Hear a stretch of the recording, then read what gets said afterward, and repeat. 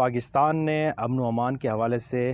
جو صورتحال کو فیس کیا ہے، خاص طور پر ہماری مختلف جو کمیونٹی ہیں جنہوں نے دہشت گردی کو بہت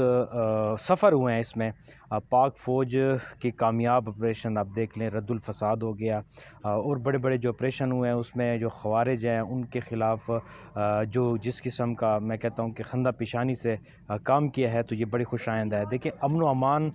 کی صورتحال کو برقرار رکھنا پاکستانی ریاست اس میں کوئی کمپرومائز نہیں کرے گی، اور بحیثیت شہری ہمارا یہ مطالبہ بھی رہے گا کہ جس طرح سے کل ایک بڑا آپریشن ہوا ہے جس میں بہت سارے متعدد خوارج ہیں جن کا جہنم حاصل کیا ہے، تو پاک فوج کو اسی جو کارروائیاں ہیں ان کو ایک تو ہم ان کا خیر مقدم کرتے ہیں، ان کو خراج تحسین پیش کرتے ہیں۔ دوسرا، پاکستان کے اندر جو سیاسی عدم استحکام ہے یا انتشاری ٹولہ ہے، ان کے خلاف بھی ہماری کوشش ہے، ہماری مطالبہ رہے گا بحیثیت شہری کہ اس میں ریاست کو اپنا رول ادا کرنا چاہیے۔ افغانستان میں جس طرح سے دہشت گردی کی لپیٹ میں رہا ہے، اس کے ساتھ ساتھ جو کہ ہم لوکلی اگر دیکھا جائے تو امن و امان کی صورتحال انتہائی خراب رہی ہے، اور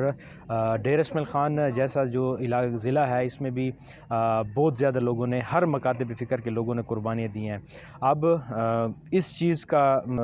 ضروری ہے کہ امن کو جو ہے وہ بحال کیا جائے، اور اس قسم کے جو عناصر ہیں ان کے خلاف ہماری حکومت اور پاک فوج مل کر ایسے آپریشنز جو ہے اس کو جاری رکھیں تاکہ جلد از جلد امن کا جو ایک نظام ہے مربوط لائحہ عمل بنایا جائے، ان کے خلاف سخت سے سخت کارروائی کی جائے تاکہ امن جو ہے وہ لوگوں کو دستیاب ہو۔ جی